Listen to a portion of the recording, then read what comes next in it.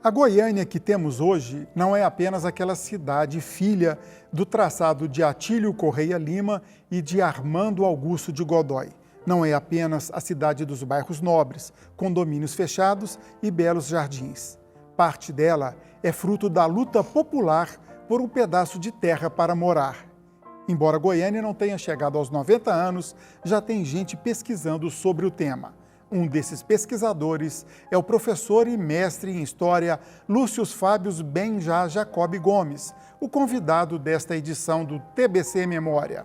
Olá, é um prazer ter com você aqui no TBC Memória. O prazer é meu, Enzo. Prazer estar aqui no programa Memória.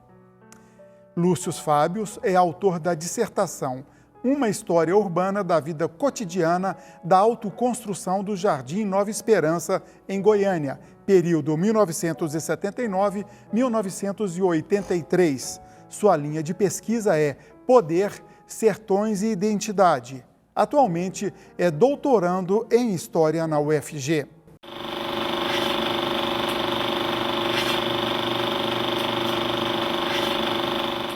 Lúcio, a sua pesquisa é sobre o Jardim Nova Esperança, mas antes, vamos fazer um apanhado histórico de ocupações em Goiânia. Por que a Goiânia de hoje é bem diferente? É lógico, tem os anos, o progresso e tudo mais, mas daquela pensada por seus idealizadores em termos de ocupações. Tá. Primeiro, essa pesquisa surgiu, Enzo, da necessidade de pensar um diferente espaço que não era planejado desde a década de 30, nesse contexto da Marcha para o Oeste do Vargas, né? Da escolha do Pedro Ludovico e da escolha, aí, no fundo, do principal o arquiteto e urbanista, que é o Atílio Correia de Lima. Então, a ideia foi pensar não só esses espaços que estão à margem do planejamento formal, mas pensar também a construção histórica, social dessas pessoas que construíram, né, de forma autoconstrutiva as suas moradias e os seus espaços. Então, na verdade, a ideia, né, foi pensar essa Goiânia não só nesse espaço, né, nessa história urbana não planejada, mas planejada ao mesmo tempo, né, de forma autoconstrutiva pelos trabalhadores. Mas pela necessidade. Isso, pela necessidade, mas também tem um projeto acontecendo, né, porque, como a gente pode lembrar na historiografia, existem dois perfis que estão chegando na cidade, né, de trabalhadores para construir essa cidade, né, que no fundo foi gerada aí por conta dessa marcha para o oeste, né. Então a gente tem trabalhadores mais formais, né, que vêm principalmente do Rio de Janeiro, de São Paulo e até de outros países do mundo, que moram no final da Avenida Goiás, né, que é o primeiro bairro ali que o Atílio Correia de Lima está construindo, que se chamava na época bairro Popular. Então esse pessoal tem casa garantida de madeira, né, no final ali da estação ferroviária. No entanto, tem um outro grupo de trabalhadores, né, informais, né, de renda mais baixa, etc., que vem principalmente do Nordeste, do Norte, do interior de Goiás também. E essas pessoas têm um lugar definido também na cidade, elas estão onde hoje, né, o leste universitário, ali nas beiradinhas do córrego Botafogo. Né? E lá é que se gera a primeira ocupação urbana, mas que a gente chama também de autoconstrução, porque é o espaço produzido, né, na ocupação urbana. Quer dizer, não foi o poder público que deu esse espaço para eles foram empurrados para lá? Seria essa a interpretação? Isso, há uma negociação em torno disso, né? A coisa vai meio que acontecendo ao mesmo tempo, mas no primeiro momento há uma situação espontânea assim, desses trabalhadores, porque eles não têm um lugar específico para ficar, né? E eles acabam invadindo esse lugar, mas, né, os primeiros governantes vão ali usando estratégia, né? Por exemplo, o Jerônimo Coimbra Bueno, o o ex-governador, né? Exato, nos anos 40, né, ele vai fazer toda uma negociação para essas pessoas, né, ou continuarem ali, ou mais para frente a gente pode discutir, haver um processo de urbanização e de integração dessa ocupação no planejamento formal da cidade. Mas, num primeiro momento, a pesquisa ela quer identificar, então, esses outros espaços, né, que não estão aí no planejamento formal, esse urbanismo anônimo, né, que é construído aí por esses trabalhadores que moravam em casas de capim, né, diferente desses trabalhadores formais que estavam lá embaixo, né, ali embaixo da Goiás, que tinham casas de madeira, e que são trabalhadores, estão inseridos também na cidade, né, são trabalhadores, estão construindo o espaço urbano, construindo suas vidas, mentalidades e por aí vai, né. Então a ideia foi procurar algo nesse sentido. A gente tem uma sequência de autoconstruções, que eu acho que dá A primeira, só para entrar, Ah, perdão tá. te interromper, seria essa do Botafogo, que gerou quais bairros hoje de Goiânia? Até para o nosso telespectador ter a noção de onde ele está pisando hoje, de repente foi uma das primeiras ocupações da Isso. cidade, né? Exatamente. Na década de 40 e 50, eles geralmente chamavam essa região de região leste, né? Mas essa região leste, que era a invasão da Botafogo, né, no começo da década de 30, a partir de 32, ela pega hoje tanto o leste universitário inteiro, a Vila Nova e a Nova Vila, né? Então esses três bairros pegam essa ilegalidade do solo, entre aspas, nesse momento. Essa, no fundo, se você quiser, é uma informalidade urbana, né? Que são os E que hoje são precisar do bairros asfalto. consolidados na cidade. São né? bairros consolidados. Aí você ia falar da cronologia, eu te interrompi, vamos seguir. Não, então. imagina. Não, é só para chamar a atenção de que existe todo um debate acadêmico e mundial, aqui para lembrar, por exemplo, do Rafael Soares Gonçalves, um professor da PUC do Rio, maravilhoso, que a gente trouxe uma vez em Goiânia. Eles chamam essas informalidades no mundo, né, essas habitações que não são planejadas, de informalidade urbana. Então tem todo um interesse, não só na América Latina, mas mundial, de identificar esses espaços, né? Então eles podem ter várias terminologias, né? Então no Brasil a gente já tem favela no Rio, comunidade, mucambos em Recife, ocupações urbanas em São Paulo, né? É muito comum ainda se chamar invasão em Goiânia, mas é um termo que já ficou pejorativo. Isso que eu ia te perguntar, invasão não dá um sentido de criminalização dessas pessoas? Exato, exatamente. Sim, porque a ideia fica não problematizada, né? Não reitera o direito à cidade das pessoas, que é um direito constitucional, né? Sobretudo pós-Constituição de 88, e com certeza deixa a questão pejorativa e descontextualizada, né? Inclusive isso aparece, nesses olhares preconceituosos, aparece muito na minha pesquisa por parte da imprensa, grande imprensa, né? Por parte de grandes lideranças, né? Prefeitos, governadores e por aí vai, e da própria opinião pública, que geralmente, né, quando você faz ali uma pesquisa da sua memória coletiva, da sua oralidade, elas têm uma visão pejorativa desse tipo de fenômeno urbano, né? E com certeza não há como negar que a imprensa, não generalizando, né, mas contribui nesse sentido. Lendo o seu trabalho, me preparando aqui para a entrevista, alguns locais que você elenca lá, eu queria falar sobre eles. Por exemplo, falamos já do Botafogo, Avenida Oeste, Vila Militar, que hoje é na região onde era o aeroporto, como que é isso? Isso, você tem uma ocupação com o Alexandre Ribeiro Gonçalves, hoje professor da arquitetura da UEG, identifica uma ocupação ali. A gente não tem um trabalho consolidado ainda na historiografia, mas através dos jornais, né, ele é muito cuidadoso, ele foi na imprensa local da época e conseguiu identificar essa ocupação, né, ao lado do aeroporto, né? Ele consegue identificar outras, inclusive, né? Ele consegue identificar a Macambira, por exemplo, ali no setor Pedro Ludovico, né, que hoje é o Pedro Ludovico. Tem até uma história de uma planta, né, que tem esse nome do Macambira, por conta de uma planta que ela tinha alguns espinhos e por aí vai, era um pouco estranha. Nessa região, por exemplo, onde está o Parque Areião hoje, e onde se desenvolveu no fundo a região também do Pedro Ludovico, né, do bairro do Pedro Ludovico, certo? Então essa foi uma das invasões, né, que ele também identifica como um espaço aí autoconstrutivo na cidade, que não está no planejamento nem do Atílio, nem do Armando de Godoy, nem do Lehner, né, mais para frente aí e por aí vai. A própria ciência, a própria academia, ela esquece um pouco dessa parcela da sociedade, dessas lutas marginais, não no sentido, é lógico, deixar claro para o telespectador, não marginal de bandido, mas marginal do mundo institucional. Não, eu creio que sim. Eu acho que até a Universidade Brasileira ela tem uma dificuldade muito grande, né, de pesquisar o próprio Brasil, inclusive, né? Não só o próprio Brasil, mas de ir, né, metodologicamente e com seu interesse de pesquisa até em situações que não estão ligadas aos heróis da história, né? Não estão ligados aos grandes poderes e por aí vai, né? Então é muito incomum ainda, infelizmente, né, trabalhos na história, na Universidade Brasileira, que estão interessados, né, nesse homem comum, nessa mulher comum, nesse espaço que não necessariamente está no mainstream do planejamento e por aí vai. Tanto é que uma das minhas influências, né, dentro das ciências humanas foi um pesquisador da sociologia até, né, um pouco mais sensível, né, a esses temas mais culturais, mais ligados à vida cotidiana das pessoas, né, que é o José de Souza Martins, né, tem inúmeros livros aí sobre o Brasil e é um pesquisador que tem essa característica de ir a campo, né?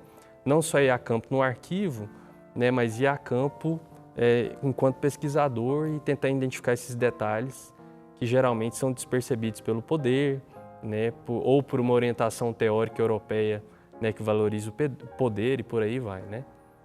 Antes da gente ir para o intervalo, eu queria abordar mais um tópico sobre a região do Botafogo.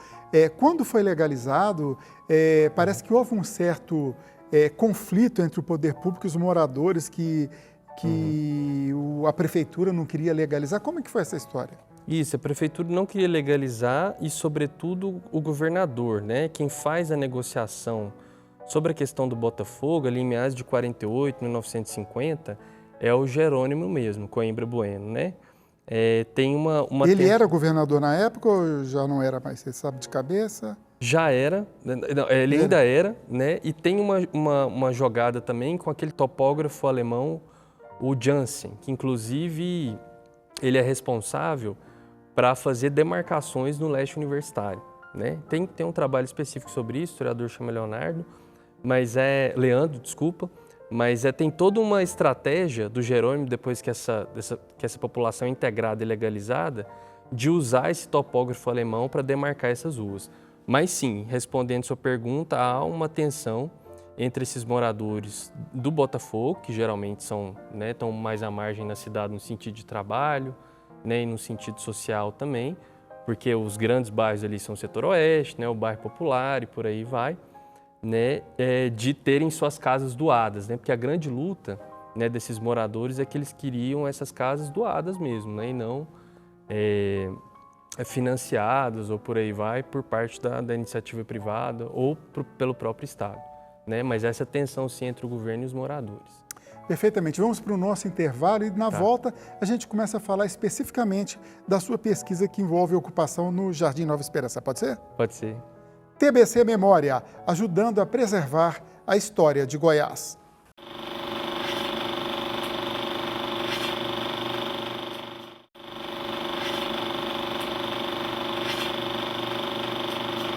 O TBC Memória conversa com o professor e pesquisador Lúcio Fábio Benja Jacob Gomes, ele que pesquisa as ocupações urbanas em Goiânia, e em especial a ocupação do Jardim Nova Esperança, que aconteceu entre o final dos anos de 1970 e 1980. No bloco anterior, fizemos uma contextualização histórica, mas ficou faltando um tópico que eu queria conversar com você. Toda a área do município de Goiânia era do governo do estado, ponto, era do poder público. Houve um momento que a especulação imobiliária começou a ganhar terreno, inclusive uma colega sua, né, a Ana Maria Diniz, falando sobre o Atílio Correia Lima aqui pra gente, ela colocou essa questão. Qual que é a sua opinião? O poder público teve que ceder à pressão da especulação imobiliária? Eu creio que sem dúvida, a partir da década de 60, sobretudo com a criação de Brasília, né, no movimento 50 anos em 5 do JK, você tem um processo de verticalização brutal, né, da história urbana da cidade de Goiânia, né, e você tem uma relação mútua entre a iniciativa privada, que é complexa, né, são várias empresas e por aí vai, com o Estado goiano, né? Então isso se aumenta dos anos 60, 70 e 80 e pipoca, eu imagino, né, no finalzinho da ditadura, né? Então de 79, que é bem o recorte que eu pego, né, até o final de 85, com a saída do Figueiredo, eu creio que é um momento de grande expansão urbana da cidade e de um grande momento que vai pipocar não só especulações, mas ocupações urbanas devido ao problema do acesso ao solo como direito à cidade, por aí vai, né? Então a gente percebe claramente que o perfil do ocupante são de pessoas querendo fugir do aluguel,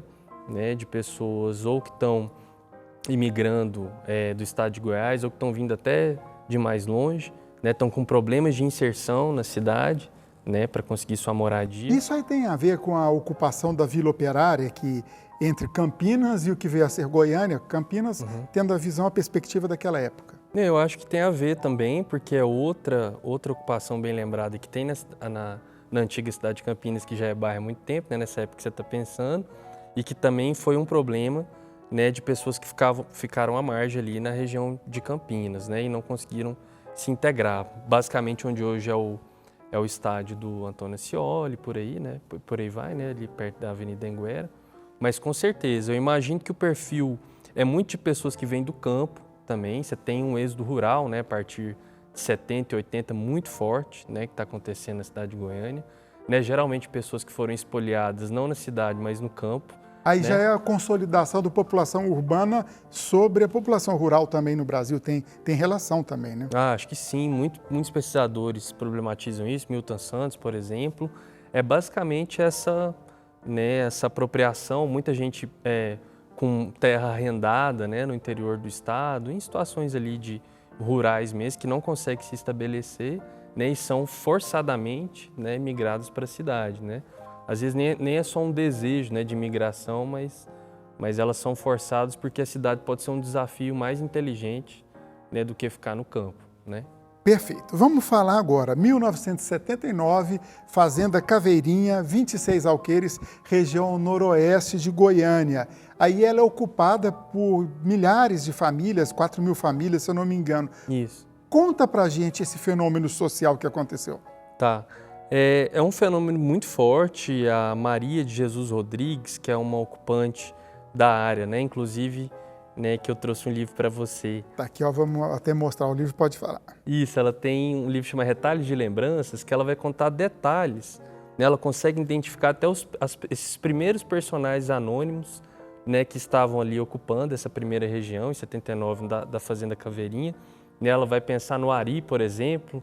Ela até faz uma brincadeira. Ari é um personagem, não o governador da época. Não, governador. Esse Ari, no caso, é um personagem que ocupou. Porque o governador da época era o Ari Valadão. Ari né? Valadão, exatamente. Perfeito. É uma coincidência. Ela vai contando alguns personagens, né, que vão aparecendo no começo dessa ocupação, mas, obviamente, ela começa a partir de março. Obviamente, com o passar dos meses, né, vai se chegando milhares de pessoas, né, na região e vai se formando, né, que é o que eu vou detalhar na pesquisa, um complexo movimento social que a gente chama de autoconstrutivo, né? Que foi um conceito que eu aprendi com os arquitetos e urbanistas, que é para quando um espaço não necessariamente é criado com a ajuda da política habitacional do Estado, mas, né, dentro de um movimento social se cria várias estratégias de autoconstrução. Então, uma delas, né, se a gente já puder falar dela aqui, que vem do Sim, campo, pode falar. inclusive, que é a estratégia de mutirão. Né, que era uma estratégia muito comum no mundo rural brasileiro, que era de uma troca de favores entre o trabalho da colheita. Né? Então você colhia, né, fazia o trabalho ali ou para o seu patrão ou para o seu arrendatário, e existia uma troca ali, né, do trabalho, e que era recompensado ou com uma festa, ou com um almoço, né, ou com uma realização comunitária. Né? E isso foi trazido, né, sociologicamente aí, para a cidade de Goiânia também. É um efeito que acontece muito. Né, até aqui a gente pode criticar um pouco a narrativa, eu acho que dos próprios políticos de Goiânia, que se apropriaram, inclusive, dessa manifestação, que foram os moradores que criaram. Né? Sim, eu acho que é importante, né, principalmente quem está em Goiás, especificamente em Goiânia, a palavra mutirão automaticamente se remete ao ex-prefeito e ex-governador Iris Rezende. Você pode fazer essa distinção? Posso. Ele inventa isso, né, de forma populista, eu diria. Né, essa é uma prática criada pelos moradores das ocupações. A Lúcia Maria Moraes, professora da PUC, da arquitetura, né, aqui de Goiânia, ela tem um artigo muito bacana sobre isso, que se chama O Mentirão da Prefeitura, né, que é basicamente criticando todos os detalhes criados na Vila Mutirão e que foram apropriados pelo Iris na época da criação da Vila Mutirão. E também, né, ela problematiza que esse efeito do mutirão é um efeito que acontece desde a década de 30 na cidade. Então ele se potencializa no Jardim Nova Esperança, né, ela também trabalha nos livros dela isso, mas ele ocorre desde as ocupações do Botafogo. As próprias pessoas ajudavam a construir as casas também lá no Nova Esperança? Sim, as próprias pessoas, eles tinham aliança com a igreja, aliança com movimentos sociais de outros bairros, de outros estados, mandavam cartas uns para os outros. Então era uma verdadeira rede de um movimento social muito caloroso surgindo, né? Então, no primeiro momento, eles vão criar uma imprensa, né, uma imprensa comunitária. Eles são muito organizados nisso, né? Fazem uma sequência onde você tem um comunicado pequenininho de uma página só, porque a ideia era movimentar a informação muito rápido para todos os ocupantes. Depois eles fazem um boletim, que aí já tem das 2 páginas e desenhos. Inclusive o Edmar é um artista plástico que trabalha nos desenhos. desse boletim. E, por fim, você tem o jornal 4 de outubro, que aí já é um jornal, né, muito mais estabelecido. Que os Você pesquisou por que essa data, 4 de outubro? Pesquisei. É por conta de uma repressão que ocorre em outubro de 79, dentro do Jardim Nova Esperança, onde inclusive uma criança morre. E até hoje não se tem notícias dos detalhes sobre isso. Os moradores, lógico, né, que desconfiam que foi uma intervenção da polícia da época, militar da época, mas eles não têm os detalhes, não se conseguiu provar isso até hoje, né? Mas está nos livros, está na historiografia sobre o Jardim Nova Esperança. Tá, e continua falando da imprensa. Vamos falar agora da imprensa institucional. Tá. Como que era a cobertura na época? Na sua pesquisa isso é enfocado? Sim, eu fiz um cruzamento desse jornalismo comunitário, né, que a gente chama de comunitário, porque os próprios moradores, né, viraram jornalistas anônimos, né, também. Então você vê que eles vão...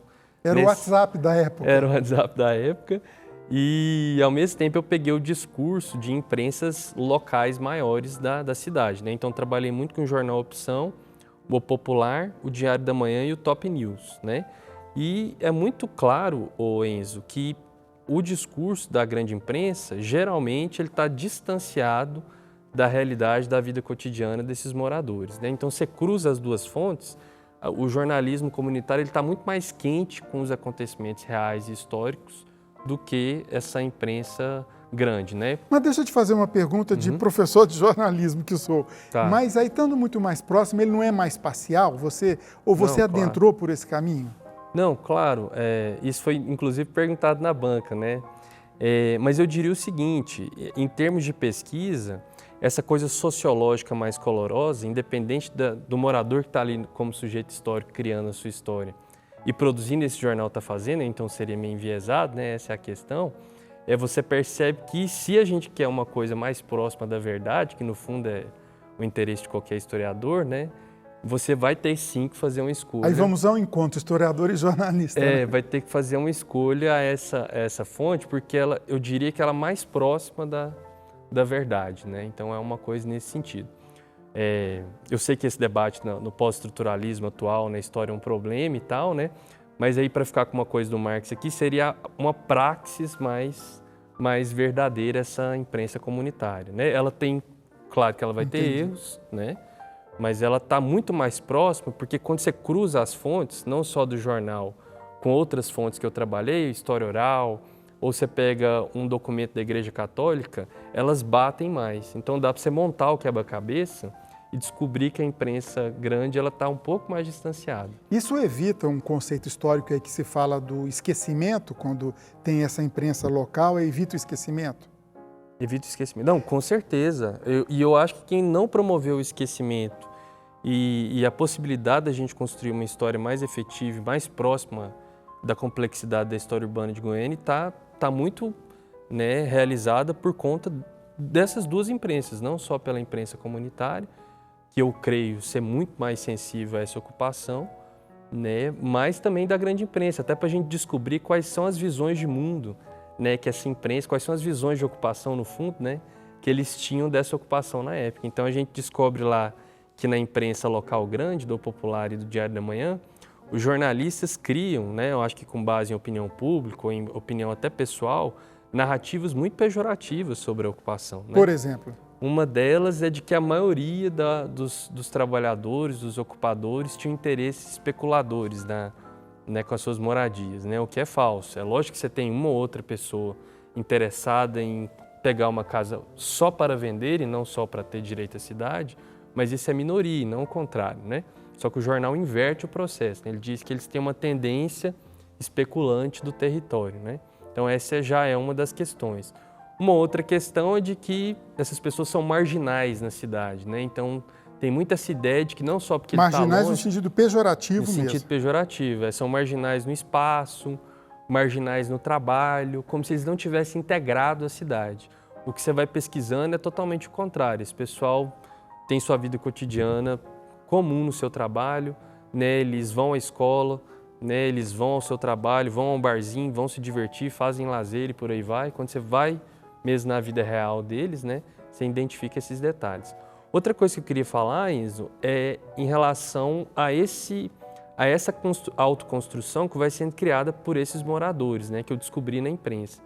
Então, eles têm uma sequência também de lutas autoconstrutivas dentro dessa ocupação que, no fundo, quando você vai observando, você vai vendo que ela vai se transformando em bairro.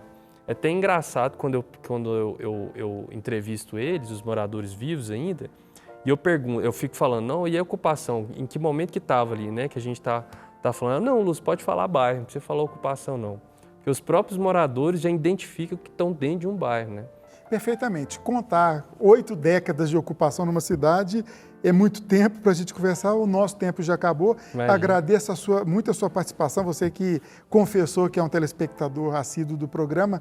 Em nome da equipe, também agradeço a audiência. Muito obrigado e parabéns. Obrigado, prazer é meu, Enzo, de estar aqui. Estou muito feliz de estar no ótimo programa Memória. TBC Memória, ajudando a preservar a história de Goiás.